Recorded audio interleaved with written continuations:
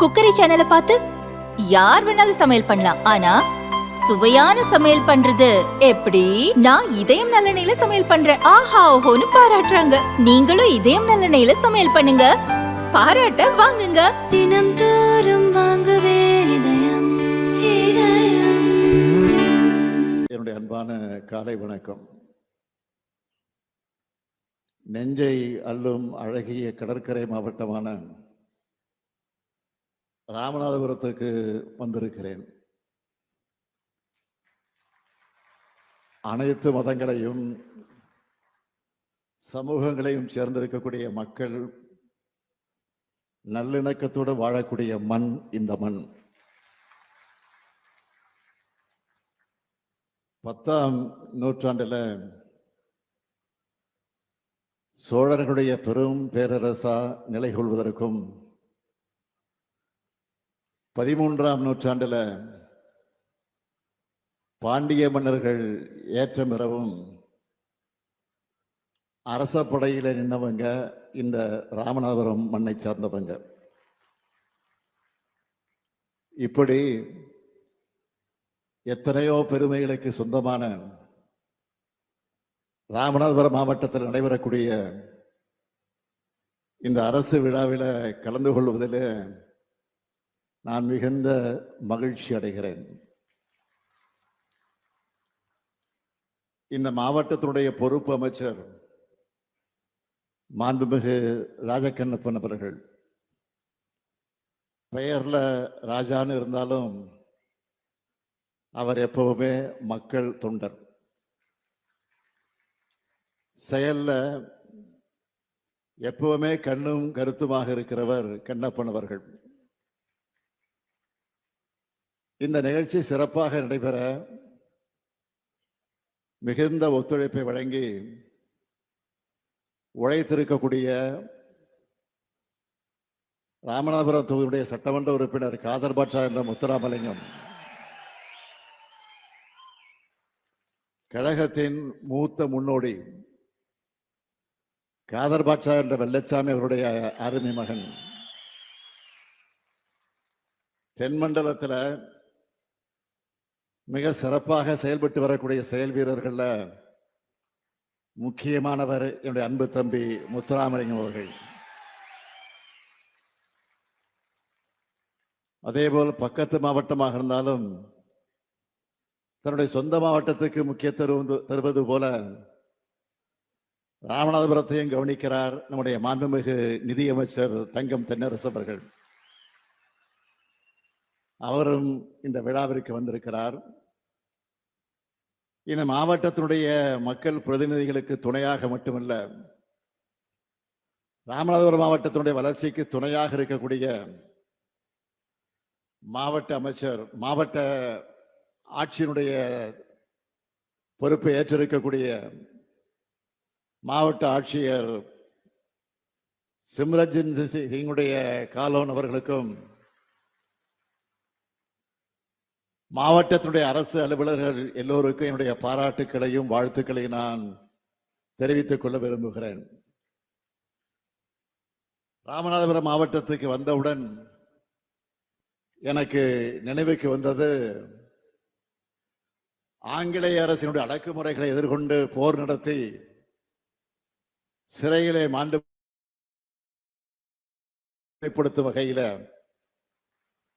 ராமநாதபுரம் மாவட்ட ஆட்சியர் வளாகத்திற்கு சேதுபதி நகர்னு பெயர் சூட்டினவர் முதலமைச்சராக இருந்த நம்முடைய முத்தமிழறிஞர் கலைஞர் அவர்கள். 1974ஆம் ஆண்டு தமிழ்நாடு உப்பு கழகத்தை ராமநாதபுரத்தில் தான் முதலமைச்சர் கலைஞர் அவர்கள் அன்றைக்கு தொடங்கினார். ஒரு காலத்தில் ராமநாதபுரம் மாவட்டம்னா தண்ணி இல்லாத காடுன்னு சொல்லுவாங்க. அந்த நிலைமையை மாற்றி காட்டின அரசு தான் கலைஞர் தலைமையிலான திமுக அரசு. இந்த அடியேன் அன்றைக்கு உள்ளாட்சித்துறை அமைச்சராக இருந்த காலகட்டத்திலே தான் ராமநாதபுரம் மாவட்டத்தில் குடிநீருக்காக தவிச்ச மக்களுக்கு 616 கோடி ரூபாய் மதிப்பீட்டில் காவிரி கூட்டுநீர் திட்டம் கொண்டு வரப்பட்டது. இந்த திட்டத்தை செயல்படுத்த 3 ஆண்டுகள் தேவைப்படும் என்று அதிகாரிகள் சொன்னாங்க.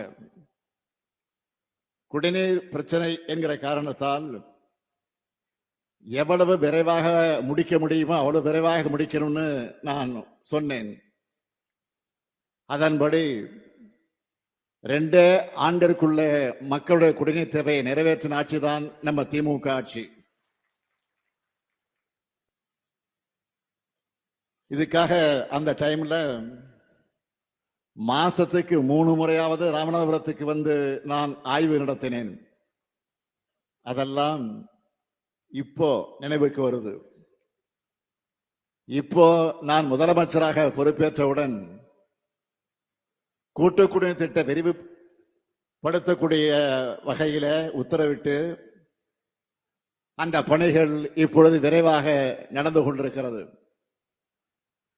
பழைய திட்டத்தின் மூலம் 87,500 பேர் பயன்பெறுகிறார்கள்.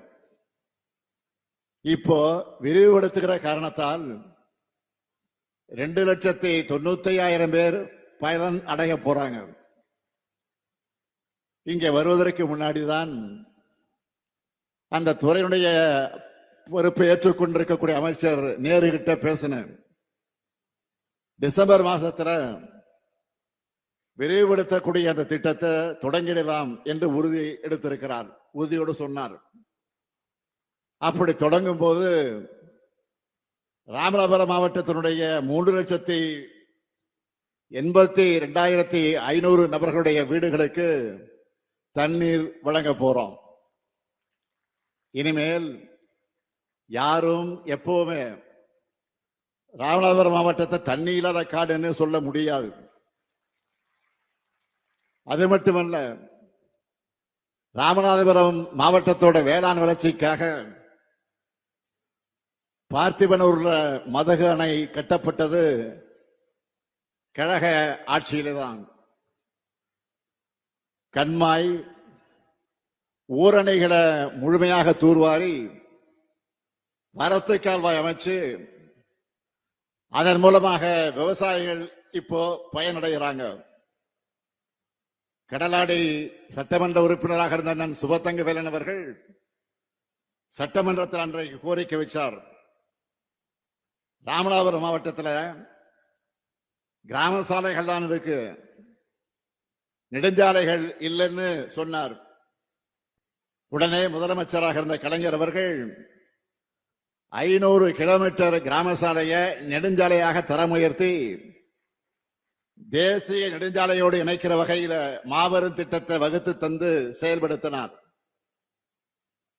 ராமநாதபுரம் மாவட்டத்தில் அரசு பொறியியல் கல்லூரி வேணும்னு பொதுமக்கள் கோரிக்கை வச்சதை ஏற்றுக்கொண்டு தேவிப்பட்டினம் செல்லக்கூடிய பகுதியில் அண்ணா அரசு பொறியியல் கல்லூரியை முதலமைச்சர் கலைஞர் அமைச்சார். மாவட்டத்தில் பல்வேறு இடங்கள்ல ஆரம்ப சுகாதார நிலையங்கள் அமைச்சது மட்டுமல்ல, ஆரம்ப சுகாதார நிலையங்களை மருத்துவமனையாக தரம் உயர்த்திருந்த காரணத்தினால இன்றளவும் பொதுமக்கள் பயனடைந்து கொண்டிருக்கிறார்கள்.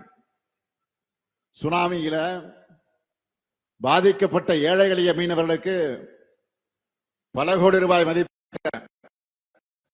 ராமேஸ்வரம், தங்கச்சி மடம், பாம்பன், மண்டபம், தொண்டி, சாயர்குடி உள்ளிட்ட 5,000 சுனாமி குடியிருப்புகள் கழக ஆட்சியில கட்டித்தரப்பட்டுச்சு. இதனால கான்கிரீட் வீடுகள்ல மீனவர்கள் குடியேறினாங்க. மாவட்டத்தின் பல்வேறு பகுதிகளில் உயர்மட்ட பாலங்கள் கட்டப்பட்டுச்சு. ராமநாதபுரம் கீழக்கரை இடைய பாலைவன பூங்கா அமைக்கப்பட்டுச்சு. இப்படி சொல்லிக்கிட்டே போகலாம். அது மட்டுமல்ல, நம்ம திராவிட மாடல் ஆட்சியிலும் நிறைய திட்டங்கள் ராமநாதபுரம் மாவட்டத்திற்கு கடந்த 4.5 ஆண்டுகள்ல கொண்டு வரப்பட்டிருக்கு. தனுஷ்கோடி மேம்பாடு, அரியமான் கடற்கரையில சாகச சுற்றுலா மையம் அமைப்பதற்கான ஏற்பாடு, ராமநாதசாமி கோயில்ல 17 திருப்பணிகள், மாஸ்டர் பிளான் பணிகள், நெடுஞ்சாலைத்துறை சார்பில் 219 பணிகள், 154 புதிய கட்டிடங்கள், நகராட்சி நிர்வாகத்துறை சார்பில் 231 பணிகள், 22 மினி பேருந்துகள், திருவாடனை அணைக்கட்டு, 90 கூட்டுறவு சங்கங்களுக்கு பால் தர பரிசோதனை கருவிகள்னு மொத்தமா 3250 கோடி ரூபாய் மதிப்பிலான 46,770 வளர்ச்சி திட்டப்பணிகள் நடந்து கொண்டிருக்கிறது. 12,105 கோடி ரூபாய்க்கு நலத்திட்ட உதவிகள் வழங்கப்பட்டிருக்கு. இது மட்டுமல்ல, நம்ம அரசோட மாநில அளவிலான முத்திரை திட்டங்கள்ல ராமநாதபுரம் மாவட்டத்தை எத்தனை பேர் பயனடைந்திருக்காங்க என்று விவரத்தை சொல்ல வேண்டும் என்று சொன்னால் 2,36,000 சகோதரிகளுக்கு கலைஞர் மகளிர் உரிமை தொகையா மாதம் 1000 ரூபாய் கிடைக்குது. 8 லட்சத்திற்கும் மேற்பட்ட உள்ளவர்கள் பல்வேறு உதவி தொகைகளை பெற்றிருக்காங்க. 83,483 குழந்தைகளுக்கு தினந்தோறும் ஊட்டச்சத்து நிறைந்த காலை உணவு அன்போடு பரிமாறப்படுகிறது. 1,85,543 மீனவர்களுக்கு பல்வேறு நலத்திட்ட உதவிகள் தரப்பட்டிருக்கு. 55,000 மாணவர்கள் நான் முதல்வன் திட்டத்தில் பயிற்சி பெற்றிருக்கிறாங்க. 24,722 வீட்டுமனை இலவச வீட்டுமனை பட்டா வழங்கி இருக்கிறோம். 6,000 பேருக்கு கலைஞர் கனவு இல்ல வீடுகள் கட்டப்பட்டு வருது. பட்டியலின மக்களுக்காக நாம செயல்படுத்திக்கிட்டு இருக்கக்கூடிய பல்வேறு நல திட்டங்களை சொல்லணும்னா, சமூக நல திட்டங்கள் மூலமா 78,000 ஆதி திராவிட மக்கள் பயனடைந்திருக்கிறாங்க. புதுமை பெண், தமிழ் புதல்வன், நான் முதல்வன் என்று நம்ம திராவிட மாடல் அரசினுடைய மாணவர்களுக்கான திட்டங்களை சேர்த்தா இந்த லிஸ்ட் நீண்டு கொண்டே போகும். அதுல பயனடைந்த சில மாணவர்கள் தங்களுடைய சக்சஸ் ஸ்டோரியா சமீபத்தில் சென்னையில நேரு விளையாட்டரங்கத்தில் நடத்தினோமே கல்வியில் சிறந்த தமிழ்நாடு நிகழ்ச்சியில அங்கு மாணவர்கள் விவரிச்சாங்கள, பேசுனாங்கள. நீங்க எல்லாம் அதை கண்டிப்பா செய்திகளையும் சோசியல் மீடியாவில பார்த்திருப்பீங்க. இப்படி ஒவ்வொருத்தருடைய தேவையையும் கனவையும் நிறைவேற்றக்கூடிய அரசா கழக அரசு செயல்பட்டு வருது. இதோட தொடர்ச்சியாகத்தான் இன்னைக்கு இந்த விழா நடைபெறுது. மொத்தம் 738 கோடி ரூபாய் மதிப்பிலான திட்டங்களுக்கான விழா இந்த விழா. மிக முக்கியமா ராமநாதபுரம் பேருந்து நிலையம், தங்கச்சி மடம் அரசு மேல்நிலைப்பள்ளி கட்டடம், கோயிலாங்குளத்தில் சமூக நீதி விடுதி, பரமக்குடி பகுதியில கல்லூரி மாணவர்களுக்கான சமூக நீதி விடுதி ஆகியவற்றை திறந்து வச்சிருக்கிறேன். எவ்வளவுதான் சொன்னாலும் இங்க வந்துட்டு புதிய அறிவிப்புகளை வெளியிடாம நான் போக முடியாது. நம்ம அமைச்சர், அதே போல நம்முடைய எம்எல்ஏ உள்ளிட்டோர் முன்வச்சிருக்கக்கூடிய கோரிக்கையின் அடிப்படையில் 9 புதிய அறிவிப்புகளை நான் இப்பொழுது வெளியிட போகிறேன். அறிவிப்பு, ராமநாதபுரம் நகராட்சியில தேசிய நெடுஞ்சாலை பகுதி 4 வழித்தடத்திலிருந்து 6 வழித்தடமா 30 கோடி ரூபாய் செலவில் மேம்படுத்தப்படும். இரண்டாவது அறிவிப்பு, திருவாடனை மற்ற அரசு மங்கல வட்டங்கள் இருக்கக்கூடிய 16 முக்கிய கண்மாய்கள் 18 கோடி ரூபாய் செலவில் மேம்படுத்தப்படும்.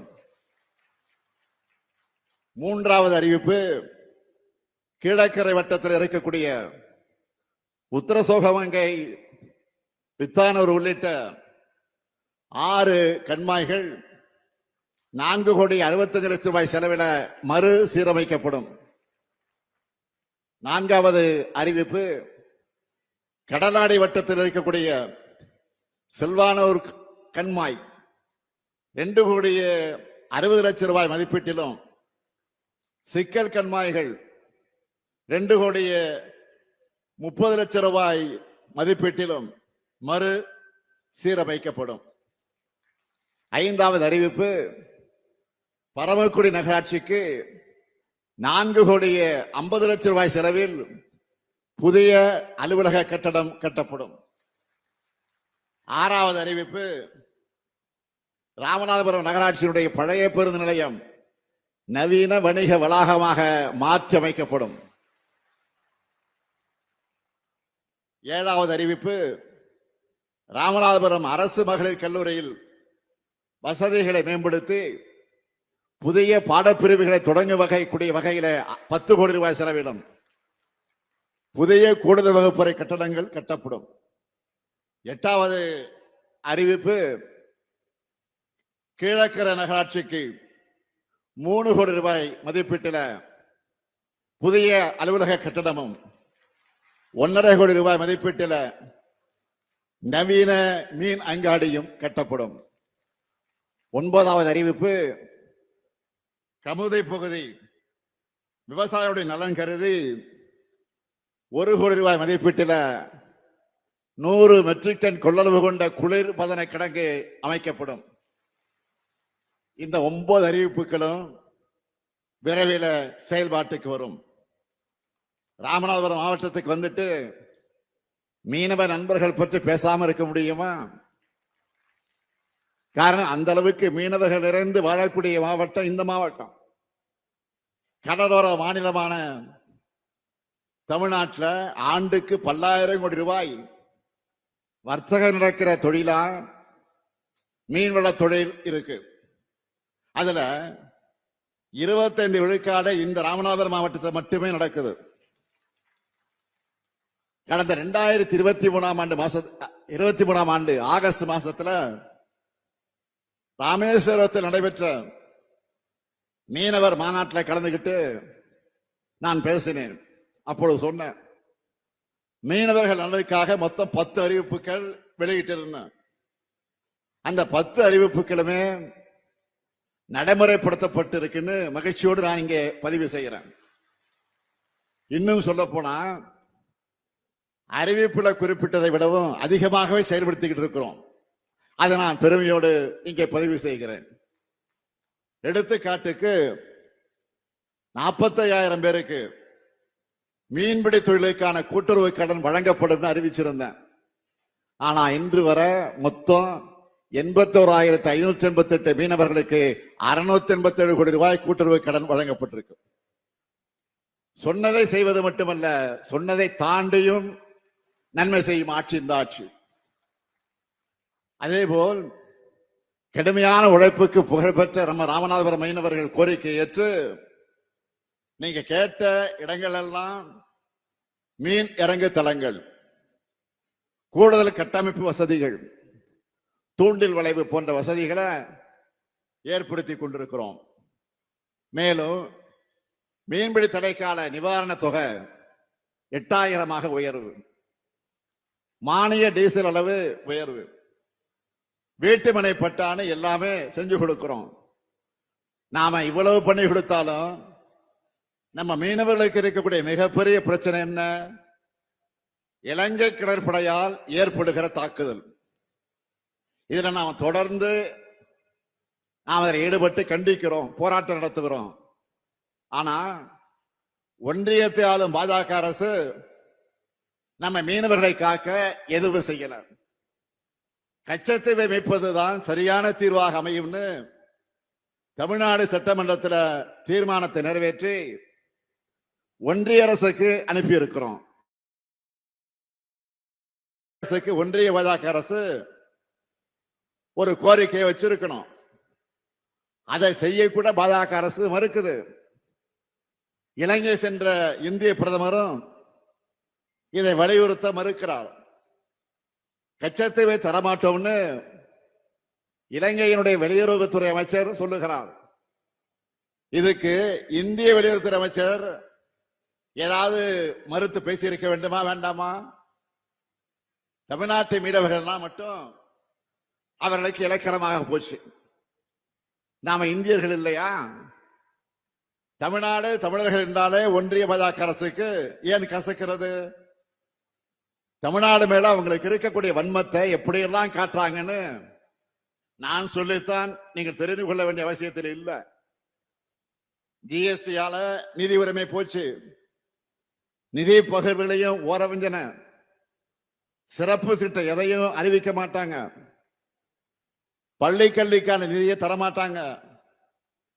பிரதமர் பேரில் இருக்கக்கூடிய ஒன்றிய அரசு திட்டங்களுக்கு நாம தான் படியிறக்கணும். இதெல்லாம் போதாதுன்னு நீட், தேசிய கொள்கையினை கல்வி வளர்ச்சிக்கும் தடை, கீழடி அறிக்கைக்கு தடை, எல்லாத்துக்கும் மேல தொகுதி மறுவரைகரை, இப்படி தமிழ்நாட்டுக்கு வஞ்சகம் செய்வதையே ஒன்றிய பாஜக அரசு வழக்கமாக செய்து கொண்டிருக்கிறது. தமிழ்நாட்டை 3 முறை மிகப்பெரிய பேரிடர் தாக்கி ஆயிரக்கணக்கான மக்கள் பாதிக்கப்பட்ட போதெல்லாம் உடனே வராத, நிதி தராத ஒன்றிய நிதியமைச்சர் இப்போது கரூருக்கு மட்டும் உடனே வருகிறார். மணிப்பூர் கலவரம், குஜராத் விபத்துக்கள், கும்பமேளா பலிகளுக்கெல்லாம் உடனே விசாரணை குழு அனுப்பாத பாஜக கரூருக்கு மட்டும் உடனே அனுப்புறாங்கன்னா தமிழ்நாட்டு மேல இருக்கிற அக்கறையால கிடையாது. இங்கதான் நீங்க கவனிக்க, அடுத்த ஆண்டு தேர்தல் வருது. இதுல ஏதாவது அரசியல் ஆதாயம் கிடைக்குமா? இதை வச்சு யாரையாச்சும் மிரட்டலாமா, உருட்டலாமா அப்படின்னு பாக்குறாங்க. யாருடைய ரத்தத்தையாவது உறிஞ்சி உயிர் வாழ துடிக்கிற ஒட்டுணியாகத்தான் பாஜக இருக்குது. மாநில நலன்களை புறக்கணிச்சு, மாநில உரிமைகளை பறிச்சு, இன்னும் சொல்லணும்னா மாநிலங்களே இருக்கக்கூடாது என்ற எண்ணத்தோடு செயல்படுகிற ஒன்றிய பாஜக கூட எதிர்கட்சியாக இருக்கக்கூடிய அதிமுகவும் கூட்டணி வச்சுக்கிட்டு அடிமை சாசனம் எழுதி கொடுத்த தலையாட்டி பொம்மையா இருக்காங்க. பாஜகவை அதிமுக ஆதரிப்பதற்கு ஏதாவது கொள்கை அடிப்படை இருக்கா? பொது காரணம் இருக்கா? மக்கள் நலன் அடிப்படையா ஏதாவது இருக்கா? குறைந்தபட்ச செயல் திட்டம் ஏதாவது இருக்கா? எந்த கோரிக்கையாவது முன் வச்சு கூட்டணி சேர்ந்திருக்கிறாங்களா? எதுவும் கிடையாது. தவறு செஞ்சவங்க அத்தனை பேரும் அடைக்கலமாகி தங்களுடைய தவறுகளிலிருந்து தப்பிப்பதற்காக வாஷிங் மிஷின் தான் பாஜக. அந்த வாஷிங் மிஷின்ல உத்தமராகி விடலாம்னு குதிச்சிருக்கக்கூடிய மாண்புமிகு எதிர்க்கட்சி தலைவர் எடப்பாடி பழனிசாமி அவர்களை எப்படி பயன்படுத்தி இருக்கிறாங்க என்றால், கூட்டத்துக்கு கூட்டம், மேடைக்கு மேடை, தெருவுக்கு தெரு சென்று தன்னுடைய கூட்டணிக்கு யாராவது வருவாங்களான்னு ஆள் சேர்ப்பதற்கான அசைன்மெண்ட்டை கொடுத்திருக்கிறாங்க. அவரோ மை கிடைச்சா போதும்னு தங்களுக்கு பிடிக்காதவங்களுக்கெல்லாம் விருப்பம் போல திட்டிட்டு இருக்காரு. தமிழ்நாட்டின் நலன்களையும் தமிழ்நாட்டு மக்கள் மேலையும் உண்மையான அக்கறை கொண்ட யாரும் பாஜகவோட கூட்டணிக்கு போக மாட்டாங்க. ஏன்னா நாட்டு மக்களை துண்டாடும் RSS இயக்கத்தோட கொள்கைகளை முழு வீச்சில் செயல்படுத்தி இருக்கக்கூடிய அரசியல் முகம், அதிகார பலம் தான் பாஜக. அதிலும் 3வது முறை மக்களுடைய ஆதரவு குறைஞ்சு ஒரு சிலரின் ஆதரவோடு ஆட்சி அமைச்ச பிறகு RSS பாதையில வேகமாக நடைபோட ஆரம்பிச்சிருக்கு பாஜக. பெருந்தலைவர் காமராசரை கொல்ல முயற்சித்த RSS அமைப்போடு நூற்றாண்டுல அவங்களுடைய செயல் திட்டத்தை வேகப்படுத்தி இருக்காங்க. வரலாறு முழுக்க இவங்களுடைய கொள்கை திட்டங்களுக்கு எதிராக நின்று தமிழ்நாட்டையும் தமிழ்நாட்டு மக்களை காக்கின்ற நம்முடைய பணி அடுத்து அமையவிருக்கக்கூடிய திராவிட மாடல் 2.0 தொடரும். தமிழ்நாட்டின் வளர்ச்சிக்கும் தமிழ்நாட்டின் உரிமைகளுக்காகவும் உணர்ந்து உங்களுடன் ஸ்டாலின், நலன் காக்கும் ஸ்டாலின், தாயுமானவர், அன்பு கரங்கள்னு உங்களுக்கு வேண்டியதை செஞ்சு கொண்டிருக்கிறோம். இந்த பணிகளை நாங்கள் தான் தொடர்ந்து தொய்வில்லாமல் செய்வோம். என்னை பொறுத்தவரை தமிழ்நாட்டை முதன்மை மாநிலமாக வளர்த்தெடுக்கிற கடமையை இன்னும் சிறப்பாக செஞ்சு காட்டுவேன். உங்க எதிர்பார்ப்புகளை எல்லாம் நிறைவேற்றுவேன். திராவிட மாடல் ஆட்சிதான் அடுத்து வரக்கூடிய தேர்தலையும் வென்று தொடரும். இப்பொழுது இன்னும் பல்வேறு திட்டங்களோடு உங்களை எல்லாம் வருவேன். நன்றி, வணக்கம்.